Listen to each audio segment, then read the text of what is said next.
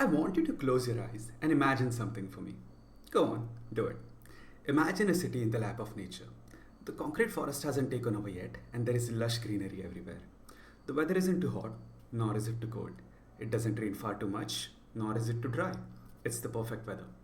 A city that is well developed enough to have every conceivable amenity that you might think of: good housing, some great schools and colleges for your kids, and an ever growing engineering industry for them to work in when they graduate. A city that was and still is a cultural and an intellectual hub with deep historical significance, earning it the nickname the Oxford of the East. As you may know by now, I am of course talking about Pune, the city of good fortune.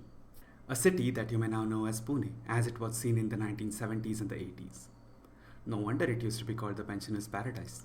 Unfortunately, the same paradise became every pensioner's living hell in 1976. This is the story of a string of serial killings that terrorized Pune and left 10 innocent people dead. This is the story of the Joshi-Abhyankar murders.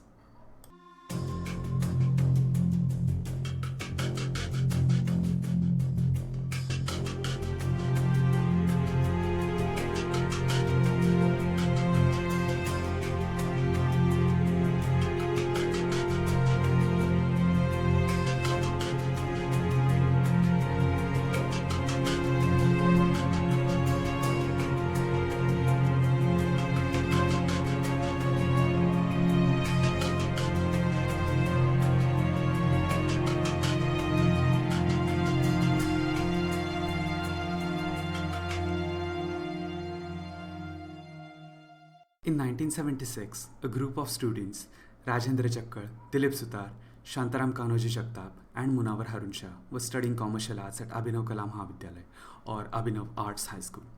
From what I could find, these four weren't your usual students. They barely ever attended lectures, and when they weren't drinking or smoking, they were causing nuisance or stealing bikes and scooters to finance their debauchery. Tired of going after small fish, Jakkar, the de facto boss of the group, and I say that with heavy quotes, decided that they needed to catch a whale. They just so happened to be classmates with Prakash Hegde, the son of Sundar Hegde, who was the owner of a small restaurant near the heart of the city called Hotel Vishwa. Unbeknownst to Prakash, the group had hatched a plan to kidnap Prakash and ask for ransom.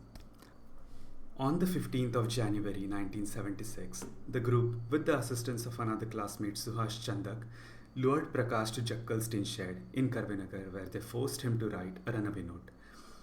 The crime was quite heinous as it is, but it went from cruel and scummy to outright terrifying when the group gagged Prakash, took him to Peshwe Park, a place mere 250 meters away from his father's restaurant, and strangled him with a blue nylon rope, an MO that would stay consistent throughout their crime spree. The body was then stuffed into an iron barrel along with some stones to weigh it down and dumped into a lake at Peshwe Park. They delivered the ransom note the next day. From the looks of it, the gang had no intention of keeping Prakash alive.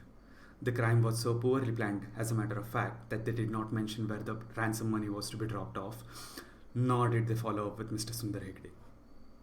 Little is known about the gang's activities between Prakash's murder and their next crime, except for some failed robbery attempts in Kolhapur, a city around 225 to 230 kilometers away from Pune, after which they returned. On the night of October 31st, at around 8 pm, the group targeted an innocent family staying at Vijayanagar colony, Sadashivpet. They forced into the house of Achyut Joshi, a successful and well-off businessman who was alone with his wife Usha, and bound the couple at knife point. After gagging them, they proceeded to kill Achyut Joshi by strangling him with a nylon rope. As they started ransacking the place, Anand, Mr. Joshi's teenage son, returned home and his fate was sealed. Anand was gagged and stripped and forced to direct the group to all the valuables in the house. They promptly proceeded to kill Anand in the same way they had killed his father. They managed to make off with a watch, a few thousand rupees, a Mangal Sutra, and 3 innocent lives. The police were called to the Joshi residence the very next day and their bodies were sent for post-mortem. The cops noted that the house was in a state of complete disarray, as if somebody was trying to rob the place. They were able to gather a few fingerprints at the crime scene, but they were unfortunately confirmed to be the family's fingerprints by the forensics team. The police also noted a peculiar smell, something they described to have a pleasant and an unpleasant odor at the same time. Given the severity of the crime and the lack of any evidence found at the crime scene, the police assumed that this was a pre-planned crime. The police was also working under the assumption that this crime was committed by a gang, as it would be quite difficult for a single person to kill three people in the way they were killed. Assistant Commissioner of Police at the time, Dr. Madhusudan Hulyalkar, the cop in charge of the investigation, was left horrified by the crime scene. It was unlike anything he had ever seen before, and unfortunately for him, it wouldn't be the last time. Emboldened by their success, the gang selected a new target. On the 22nd of November, the group attacked the house of Joshi-Abhyankar, an affluent socialite in Pune. The gang thankfully faced strong resistance from the family and their two burly servants, and one of the family members called out for help, scaring the group away. They scaled the walls surrounding the bungalow and fled. Yashomati-Bafna reported the incident to the police and told the police that one of the gang members was being called the boss by the other three. The cops believed it to be a robbery attempt, and Yashomati-Bafna returned home. Little did she know how lucky she had been. Their next victims would not share the same luck, and just 8 days later, they struck again, and it would be the most horrifying attack of their crime spree. On the 1st of December 1976, at around 8 pm, they struck the house of Kashinath Shastri-Abhyankar, a noted Sanskrit scholar, and his wife Indirabai. Their maid Sakubai Vagh, their granddaughter Zai, and their grandson Dhananjay were also at home. The scary part is that they simply rang the doorbell to gain entry to the house. Dhananjay, whose parents were out attending a party, opened the door thinking that they had returned. The four quickly gagged and bound the family and strangled them the same way they had killed Mr. Joshi, with a blue nylon rope, even except Zai. They then forced Zai to strip and show them where the valuables in the house were. After looting everything that they possibly could, they strangled Zai the same way they had the entire family and fled. Around 10:30, Shastrijit's son Gajanan and his wife returned to one of the most gruesome scenes that a person could come home to. He had lost his family, his son, his daughter, and his parents in one fell swoop the same night, and in the most gruesome way possible. They screamed out and called for police, who arrived shortly. The killers left behind no fingerprints, the same peculiar smell that was present at Mr. Joshi's house, and the police still had no solid evidence to rely on. But one thing was clear. These were the same killers that had killed Mr. Joshi and his family.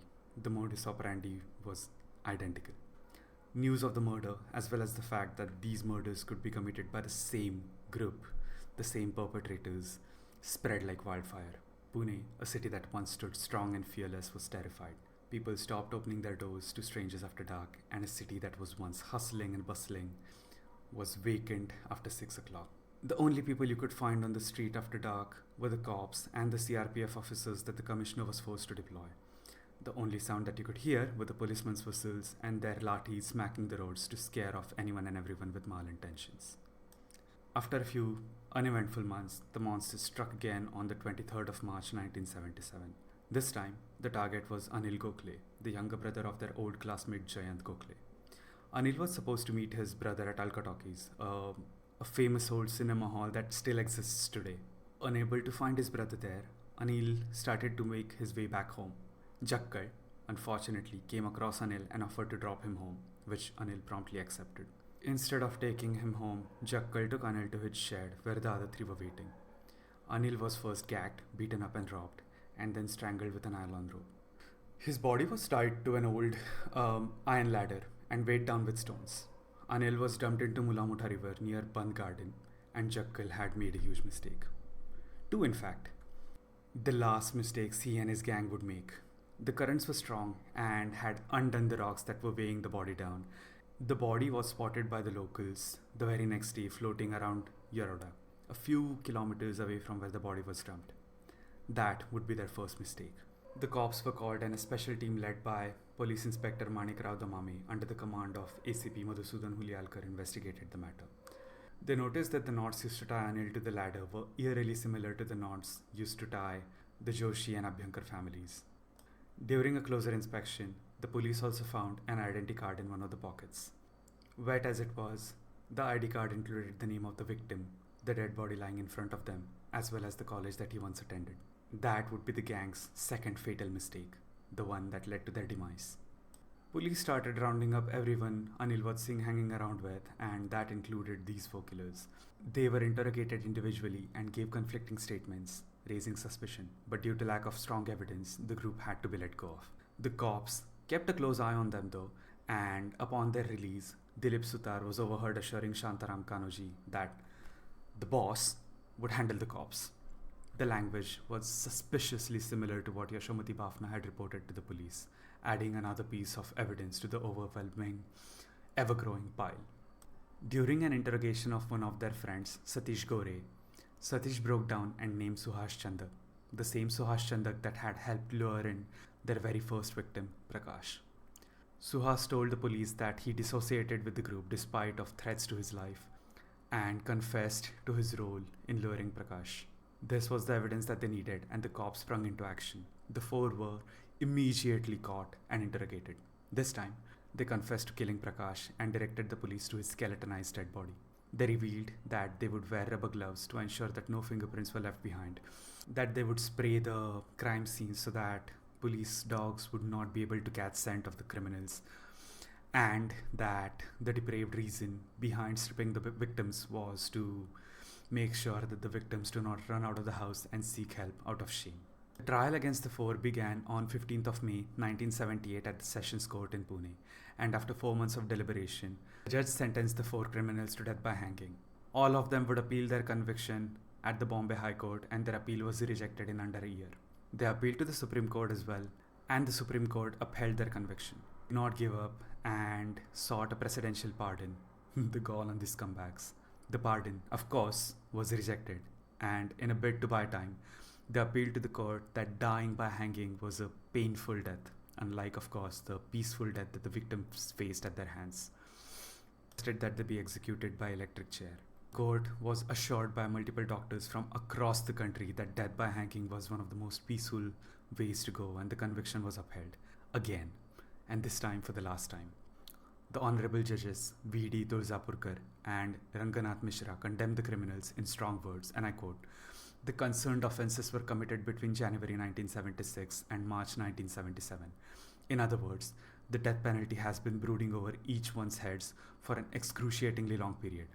But to the magnitude, the gruesome nature of the offences and the manners perpetrating them in this case, in all the facts and circumstances, must be regarded as falling within the rare of the rarest categories, and any leniency shown in the matter of sentence would not only be misplaced, but will certainly give rise to and foster a feeling of private revenge among the people, leading to destabilization of society.